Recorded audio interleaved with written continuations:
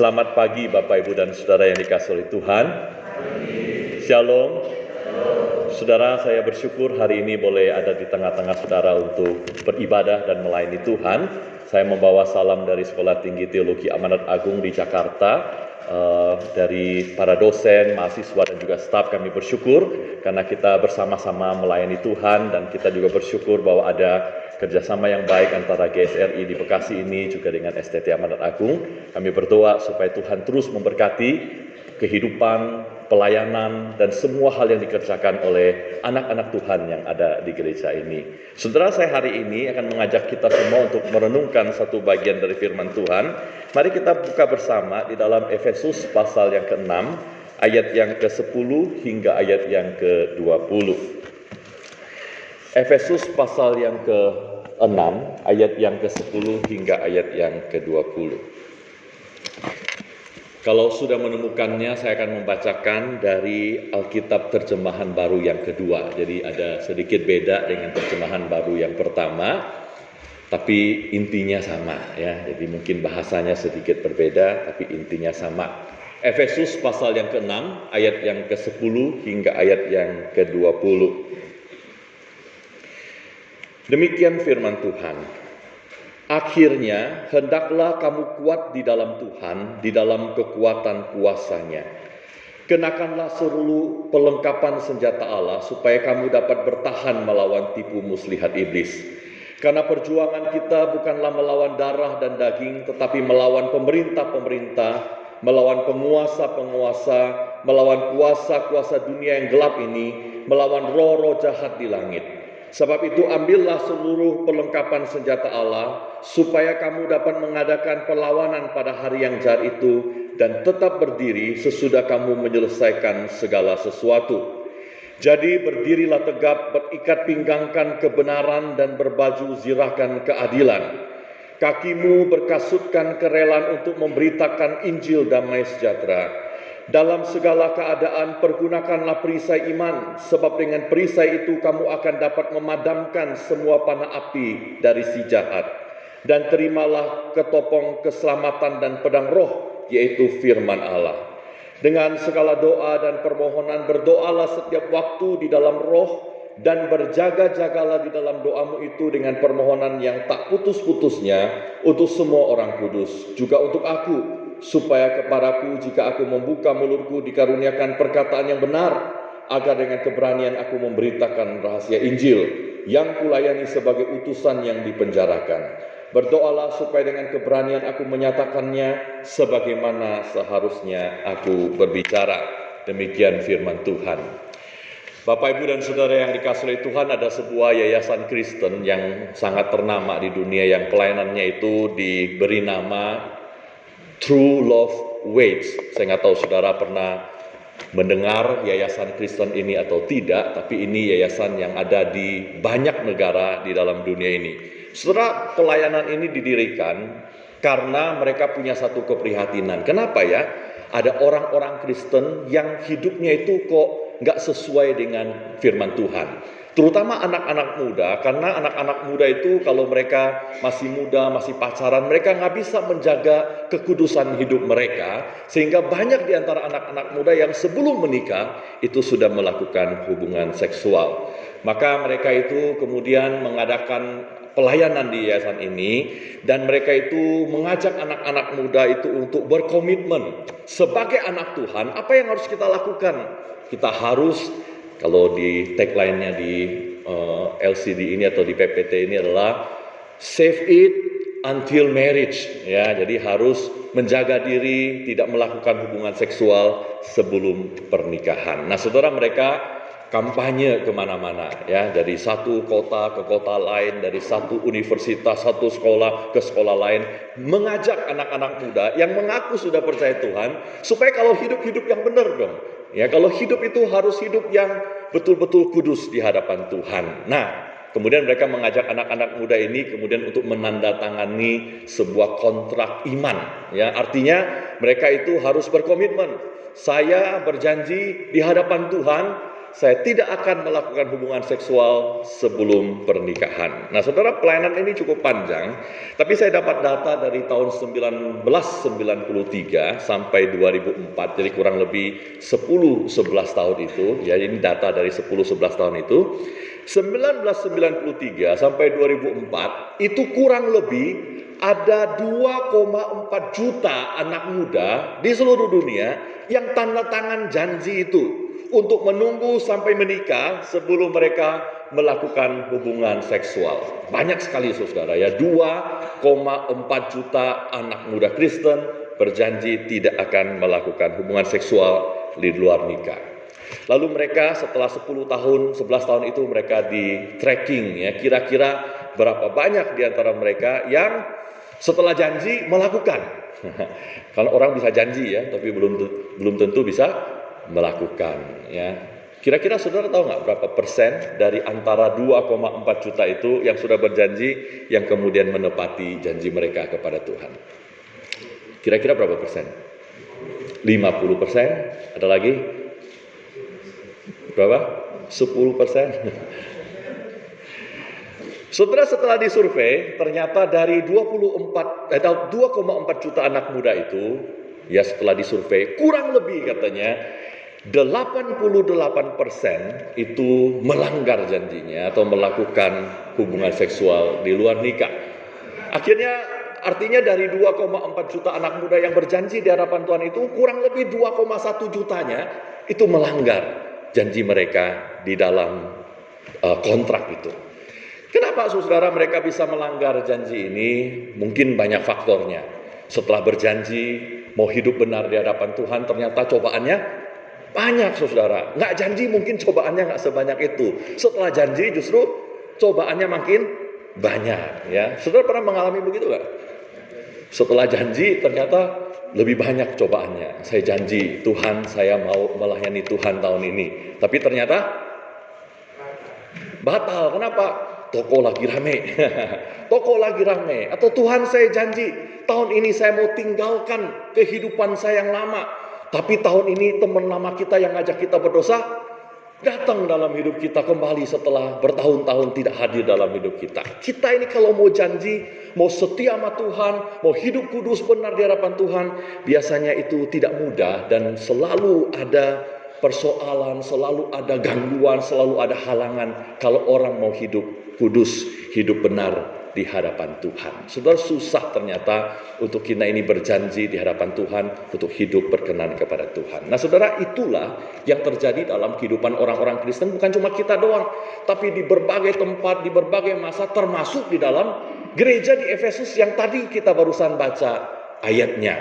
Nah saudara, di gereja Efesus ini ada orang-orang Kristen seperti kita dengan beragam budaya, beragam latar belakang, dan orang-orang yang baru percaya kepada Tuhan ini, mereka hatinya itu sungguh-sungguh pengen hidup bagi Tuhan, pengen kenal Tuhan, pengen bertumbuh di dalam Tuhan. Maka Paulus itu menulis surat kepada gereja di tempat ini di Efesus, dan di dalam surat ini Paulus mengajar kepada mereka satu hal yang sangat penting sekali. Kalau kita misalnya membaca di dalam Efesus pasal 4 ayat 1, Paulus sebagai seorang hamba Tuhan menasihatkan anak-anak Tuhan di sana. Dia berkata begini, sebab itu aku menasihatkan kamu supaya hidupmu sebagai orang yang sudah dipanggil oleh Tuhan ini berpadanan dengan panggilan itu. Maksudnya begini saudara, Paulus kasih tahu kepada mereka, kalau kamu ini sudah dipanggil oleh Tuhan, dulu gak percaya Tuhan, sekarang percaya Tuhan, kalau dulu kamu punya kehidupan yang lama yang berdosa, sekarang jadi anak Tuhan,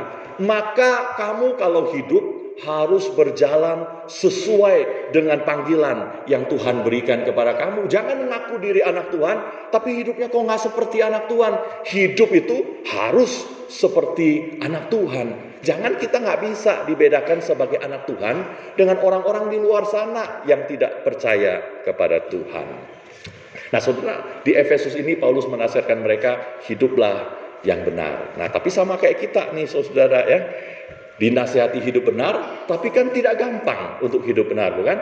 Tidak gampang. Juga mereka mengalami waktu mereka sekarang hatinya itu sungguh-sungguh mau difokuskan pada Tuhan, mau bertumbuh di dalam Tuhan. Justru di sana mereka mengalami pergumulan, kesusahan, dan pencobaan yang paling besar di dalam hidup mereka. Nah saudara, apa yang mereka alami di dalam kehidupan mereka mengikut Tuhan itu ada banyak sekali.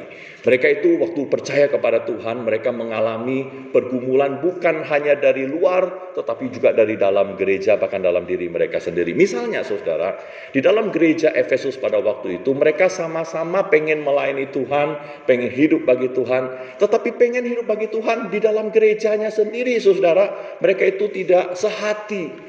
Ya, ada orang yang pengen melayani Tuhan tapi ketemu sama orang lain yang nyebelin banget di dalam gereja, yang gak suka sama mereka, yang memusuhi mereka, yang membuat perpecahan di dalam gereja. Nah saudara, kalau gereja seperti itu, mereka mau bertumbuh di dalam Tuhan juga susah setengah mati.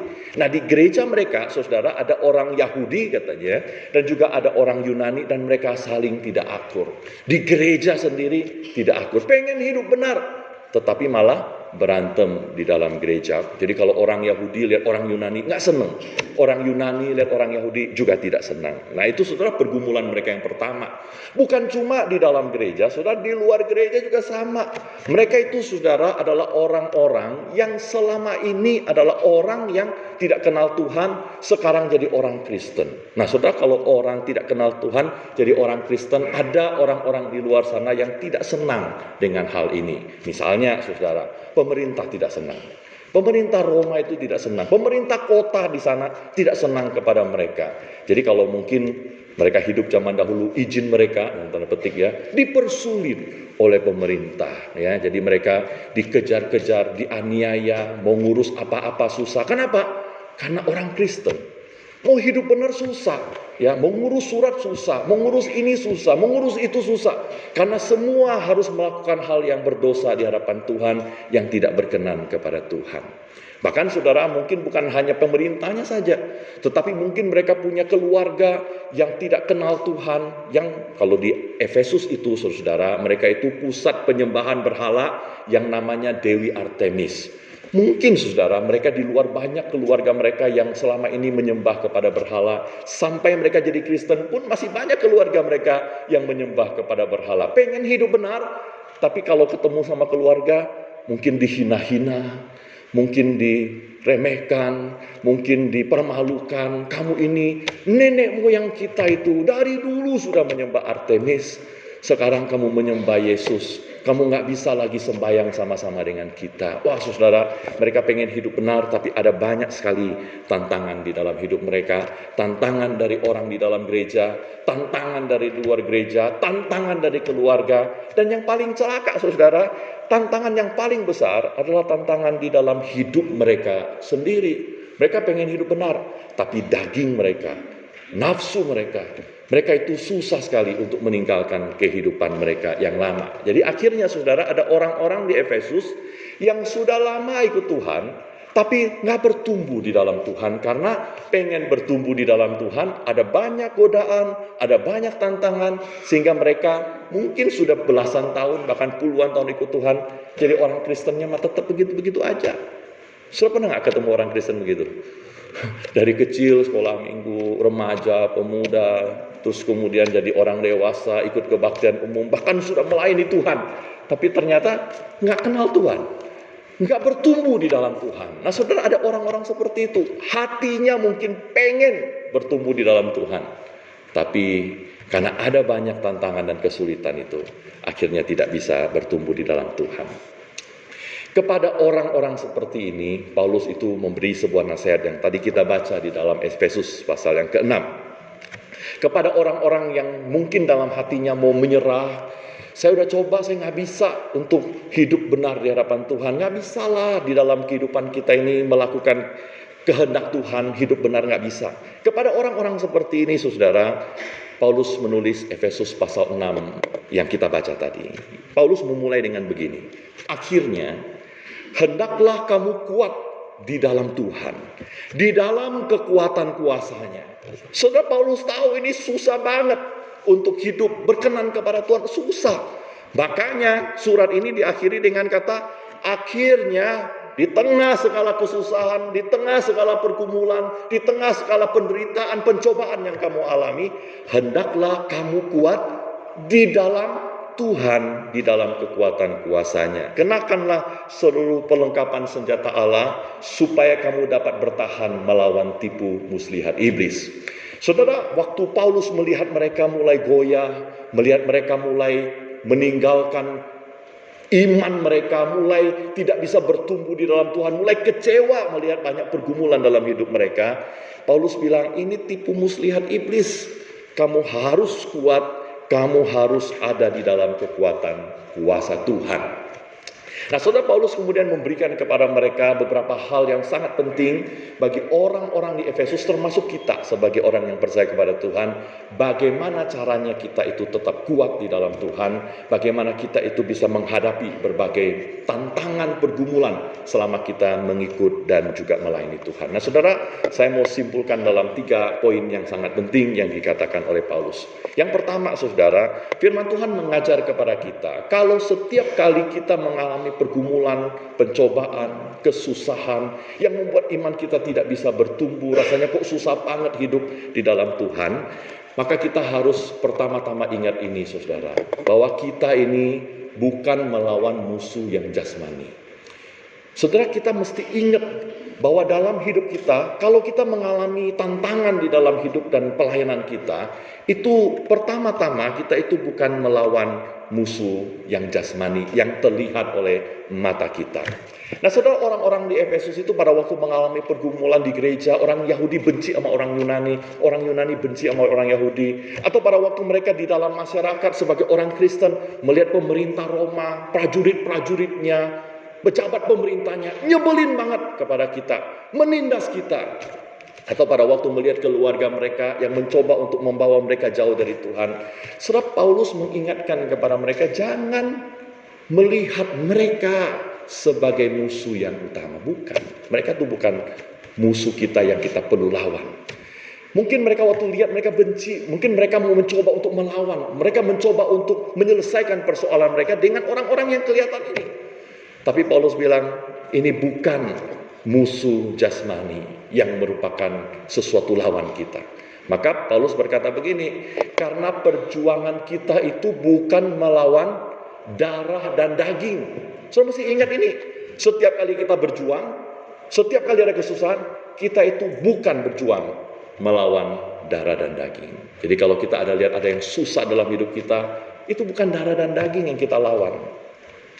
Jadi kalau saudara nanti mengalami kesulitan di dalam kehidupan saudara karena mau mengikut Tuhan, misalnya saudara di dalam kehidupan sehari-hari, di kantor mungkin ya, atau di tempat kerja, atau ketika berhubungan dengan orang-orang yang ada di pemerintahan, kayaknya kok susah banget ya hidup ini. Kenapa ya orang selalu meminta suap kepada kita? Kenapa harus disogok dulu baru bisa jalan? Kenapa ya ada orang-orang di luar sana yang mencoba untuk membuat iman kita jauh dari Tuhan?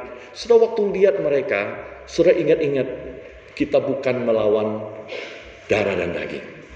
Kita nggak perlu musuhi mereka. Kita nggak perlu marah kepada mereka. Kita nggak perlu kecewa dengan mereka. Apalagi di dalam gereja, saudara ya. Kalau di dalam gereja kita lihat ada orang, kita mau pelayanan, kok nyebelin banget orang ini. Ya, misalnya sesama majelis misalnya. Atau ada pengurus, atau ada jemaat. Kok kayaknya ini orang tuh membuat pelayanan kita jadi susah. Nah, saudara jangan dimusuhin.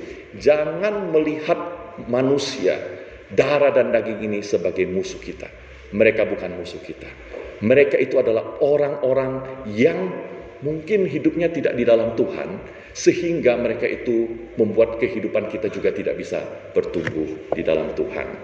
Nah, itulah sebabnya saudara, kita harus selalu ingat bahwa di balik semua pergumulan kita yang kelihatannya fisik ini, itu di belakangnya itu ada musuh yang lebih besar yang menjadi dasar dari segala pergumulan kita. Kita perlu ingat poin yang kedua ini, saudara. Kalau kita itu bukan melawan darah dan daging, kita itu sebenarnya melawan musuh yang rohani. Paulus berkata begini, karena perjuangan kita itu bukan melawan darah dan daging. Tapi apa, saudara? Tetapi kita ini melawan pemerintah-pemerintah, penguasa-penguasa, penghulu-penghulu dunia yang jahat ini, melawan roh-roh jahat yang ada di udara. Jadi saudara, apa yang kita lawan ini, bahwa di balik semua yang kelihatan ini, orang-orang ini yang membuat hidup kita menjadi sulit ini, mereka bukan persoalan utamanya. Persoalan utamanya adalah di belakang mereka ada kuasa gelap yang sedang bekerja. Jadi kalau saudara hari ini melihat ada banyak pergumulan, kesusahan, penderitaan yang membuat kita nggak bisa bertumbuh, saudara jangan mencoba untuk menyelesaikan persoalan kita dengan mengadres atau meresponi dengan hal-hal yang jasmani. Percuma saudara, karena sumber atau akar dari pergumulan kita nggak bisa bertumbuh di dalam Tuhan, banyak tantangan dan hambatan, itu karena ada kuasa gelap yang bekerja di balik semua ini. Saudara, ini akan mengubah perspektif kita, akan mengubah cara kita untuk menghadapi berbagai tantangan di dalam hidup dan pelayanan kita. Jadi kalau kita hari ini melihat mungkin di dunia sekarang kan ada banyak sekali peperangan, mungkin hati kita merasa khawatir bagaimana ke depan dengan banyak perang di dalam dunia ini, banyak teroris yang mau mengganggu kehidupan kita. Saudara, kita itu jadi sadar bahwa yang menjadi persoalan utama bahwa di balik terorisme itu di belakangnya ada kuasa gelap, saudara. Lalu kalau kita lihat ada orang-orang yang berbeda agama dengan kita, yang berbeda keyakinan dengan kita, lalu mencoba menghalang-halangi kita beribadah kepada Tuhan, membuat perizinan menjadi sulit, membuat kita beribadahnya menjadi tidak nyaman, menganiaya kita bahkan, membuat hidup kita menjadi sulit. Saudara, kita nggak benci kepada mereka, karena kita tahu mereka di baliknya itu ada kuasa gelap yang berkuasa atas mereka. Sehingga saudara, kalau kita menyelesaikan persoalan ini, kita tidak akan menyelesaikan persoalan ini dengan cara-cara yang mengadres hal-hal jasmani. Kita nggak akan menggunakan uang, kita nggak akan menggunakan relasi kita nggak menggunakan hal-hal yang kita punya, yang kita bisa di dalam dunia ini untuk menyelesaikan persoalan. Karena kita tahu saudara, bahwa di balik semua pergumulan kita ada kuasa gelap. Bahkan saudara, di dalam kehidupan kita berkeluarga, mungkin kita merasa putus asa. Waduh, saya dalam keluarga itu udah mau hidup benar, tapi kok keluarganya kayak begini. Saudara, di balik itu ada kuasa gelap. Kita ini saudara mau hidup benar, nggak bisa. Saudara mesti sadar bahwa bukan hanya kitanya nggak bisa karena daging kita, tetapi di belakang kita mungkin ada kuasa gelap yang bekerja di dalam hidup kita. Itulah sebabnya saudara, kalau kita sadar ini, kita tidak akan pernah pakai senjata-senjata yang sifatnya jasmani. Karena musuh kita bukan musuh jasmani. Kita nggak akan berusaha, kalau bisa nanti ini pengurusnya jahatnya, kita kalau bisa jangan pilih lagi misalnya gitu ya. Atau kita nanti ngomongin di belakang supaya dia itu nggak ada yang senang sama dia. Nggak dengan cara begitu saudara. Karena kita itu menghadapi musuh rohani, maka poin yang ketiga, karena musuh rohani, maka kita perlu senjata rohani, saudara. Untuk menghadapi musuh rohani, nggak mungkin bisa pakai senjata jasmani, nggak bisa. Kalau musuhnya rohani, senjatanya perlu senjata rohani. Ya, maka Paulus berkata begini, sebab itu ambillah seluruh perlengkapan senjata Allah, supaya kamu dapat mengadakan perlawanan. Senjata Allah untuk perlawanan pada hari yang jahat itu, dan tetap berdiri dengan teguh sesudah kamu menyelesaikan segala sesuatu. Jadi kalau kamu mau melawan musuh-musuh yang rohani itu, kita harus mengenakan perlengkapan senjata Allah supaya bisa melawan mereka. Nah saudara-saudara, apa itu perlengkapan senjata Allah? Nah saudara, di dalam ayat-ayat ini disebutkan beberapa. Misalnya saudara, dikatakan harus berikat pinggangkan kebenaran. Ya, ini menggunakan sebuah gambaran. Jadi kalau kita membayangkan kita ini mau berperang dengan orang-orang atau musuh-musuh rohani, maka kita perlu membayangkan kita itu mengenakan perlengkapan perang yang berasal dari Allah yang sifatnya spiritual. Ikat pinggang kebenaran. Hidup mesti benar. Hidup mesti punya kebenaran.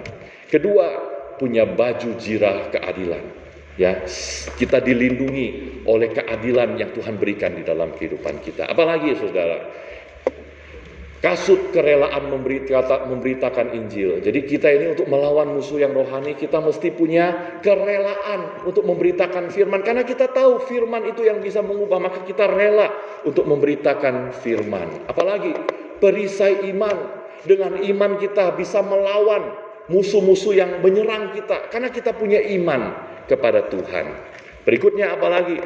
Ketopong keselamatan dan pedang roh, yang adalah apa katanya? Adalah firman Allah yang berkuasa di dalam kehidupan kita. Jadi kalau kita menghadapi persoalan tantangan, kita mesti ingat kita ini punya keselamatan di dalam Tuhan, hidup di dalam Tuhan. Kita punya pedang roh, yaitu firman Tuhan, di mana kita waktu baca, Tuhan menguatkan kita, Tuhan menolong kita berjalan melewati semua tantangan dan cobaan di dalam hidup kita. Saudara, semua yang dikatakan oleh firman Tuhan ini, mulai dari kebenaran, keadilan, kerelaan memberitakan firman, iman, ketopong keselamatan, dan juga pedang roh atau firman Tuhan. Ini semua, saudara, itu adalah cara firman Tuhan memberitahu kepada kita. Kita ini mesti di dalam hidup kita mengakrabkan diri kita, hidup di dalam hal-hal yang rohani. Kalau kita hidupnya nggak rohani, kita nggak akrab dengan hal yang rohani dalam hidup kita, nggak mungkin, saudara, kita itu bisa menghadapi tantangan rohani dalam hidup kita. Kalau kita itu nggak baca firman, kalau kita itu nggak hidupnya benar, ngerti kebenaran, nggak ngerti keadilan, nggak rela memberitakan firman, saudara, jangan harap kita itu bisa mengalahkan berbagai macam tantangan dalam hidup kita. Kita hanya bisa mengalahkan tantangan rohani, musuh rohani, kalau hidup kita juga hidup yang rohani. Kalau kita nggak pernah dalam hidup kita mengejar hal-hal yang rohani dalam hidup kita, nggak heran, saudara, kita itu gagal di dalam menaklukkan musuh-musuh yang rohani. Karena hanya dengan hal-hal yang rohani kita bisa menaklukkan sesuatu yang rohani. Ada sebuah kisah, saudara, yang menarik menurut saya tentang apa yang terjadi dalam Perang Dunia yang kedua. Nah, saudara, Perang Dunia kedua itu kan negara-negara Eropa itu berperang satu dengan yang lainnya, terutama melawan negara Jerman, ya saudara ya. Jadi negara Jerman ini entah kenapa, ya kalau menurut cerita sejarahnya, di awal-awal itu sangat hebat sekali, ya bisa mengalahkan banyak musuh di sini dan di sana. Padahal sebenarnya kalau dilihat-lihat perlengkapan senjata mereka itu nggak terlalu hebat kalau dibandingkan dengan negara-negara Eropa yang lain, bahkan termasuk Amerika. Kalau dilihat, mereka bukannya sangat maju sekali teknologinya, bukannya sangat hebat sekali, tapi kenapa mereka selalu menang? Misalnya, saudara, kalau lagi perang, tiba-tiba mereka bisa disegrap sama orang-orang Jerman itu, lalu dikalahkan. Padahal sudah siap-siap, kapalnya bagus, tanknya bagus, prajuritnya hebat-hebat, tapi kok bisa kalah dengan prajurit Jerman ini? Lalu ternyata, saudara, mereka baru sadar bahwa di dalam mereka itu berperang, ternyata orang-orang Jerman ini punya satu senjata yang mereka itu nggak bisa lihat. Apa yang mereka punya? Mereka punya sebuah alat yang bisa mengirimkan kode rahasia. Ini negara-negara yang lain nggak tahu bagaimana cara mengirimkannya. Jadi ini dikirimkan secara rahasia lewat sinyal radio. Sinyal radio kan nggak kelihatan, tapi bisa dikirimkan dan terenkripsi, ya, ada kayak passwordnya. Jadi orang kalau dengerin juga nggak ngerti mereka ngomong apa, hanya orang yang sama-sama punya alat ini yang bisa mengerti. Jadi waktu mereka itu merencanakan untuk menyerang musuh mereka, orang-orang Jerman ini berkomunikasi lewat alat ini, ya saudara, ya, lewat sinyal radio. Jadi mereka tahu kalau mengkoordinasi melawan sekutu misalnya dan orang-orang yang menjadi musuh mereka, mereka tahu bagaimana caranya. Mereka bisa koordinasi. Karena apa? Karena mereka punya senjata yang bisa tidak kelihatan. Orang sekutu nggak bisa lihat, bukan seperti tank yang bisa dilihat, bukan seperti prajurit yang bisa dilihat. Ini bentuknya sinyal radio. Nah, saudara, bertahun-tahun orang Jerman itu tidak terkalahkan. Tapi ada satu hal yang kemudian terjadi, yaitu bahwa ada seorang ilmuwan namanya Alan Turing yang kemudian berhasil memecahkan kode rahasianya. Jadi waktu sinyal radionya lewat, dia berhasil memecahkan kode-kode rahasia ini, sehingga sekarang jadi mereka tahu kalau orang Jerman mau menyerang mereka, mereka bisa dengerin. Ya, jadi mereka tahu apa yang mereka rencanakan. Jadi kalau mau serang di mana, nanti pasukan Jerman ada di mana, semua jadi ketahuan. Karena apa? Karena apa yang tidak kelihatan tadi, sinyal radio itu, sekarang mereka juga menggunakan sinyal radio yang sama untuk mengalahkan musuh mereka yang menggunakan hal yang tidak kelihatan. Saudara, mereka tidak mungkin bisa menang kalau mereka itu tidak mengerti bahwa ada yang senjata yang lebih hebat, yaitu sesuatu yang tidak kelihatan itu. Saya kira itu mungkin mirip dengan apa yang dikatakan oleh Paulus di sini. Kalau kita mau mengalahkan orang atau musuh-musuh rohani kita, supaya kita bisa bertumbuh di dalam Tuhan, jangan pernah lupa kita butuh senjata yang juga rohani. Hanya dengan senjata rohani kita bisa mengalahkan musuh-musuh kita. Tapi mungkin ada di antara kita yang kemudian berkata begini, saya selama ini sudah mencoba untuk dekat sama Tuhan, untuk menggunakan senjata rohani, udah baca firman Tuhan, dan sebagainya, sudah pelayanan, udah ke gereja, dan lain sebagainya. Tapi kok saya masih rasanya kalah terus dengan pergumulan saya, kalah terus dengan tantangan dan cobaan yang ada di dalam hidup saya. Nah, saudara, ada seringkali dalam pelayanan saya ketemu orang yang datang kepada saya, berkata, "Musuh, kok saya itu udah mencoba, saya ini ada godaan, saya ada kecanduan, saya melakukan banyak hal yang tidak berkenan kepada Tuhan. Tapi saya mencoba untuk keluar, nggak bisa." Kenapa? Kenapa kita itu seringkali nggak bisa? Padahal kita udah coba ke gereja, baca firman, dan lain sebagainya. Saya bilang, itu karena kita ini seringkali mencoba dengan kekuatan kita sendiri. Makanya saudara, Paulus itu di dalam ayat yang sama, setelah dia bilang kamu kenakan perlengkapan senjata rohani, lalu dia tutup dengan kalimat seperti ini. Dia berkata, berdoalah. Setelah kamu itu mengenakan senjata rohani, berdoalah setiap waktu di dalam roh. Dan berjaga-jaga di dalam doamu itu dengan permohonan yang tidak putus-putusnya untuk orang kudus. Kita ini saudara mungkin bisa mengenakan perlengkapan rohani. Tetapi ketika mengenakan perlengkapan rohani ini ada satu hal lagi yang kita nggak boleh lupa. Kita mesti berdoa. Karena berdoa itu adalah mengandalkan kuasa Tuhan dan kekuatan Tuhan untuk menghadapi pencobaan di dalam hidup kita.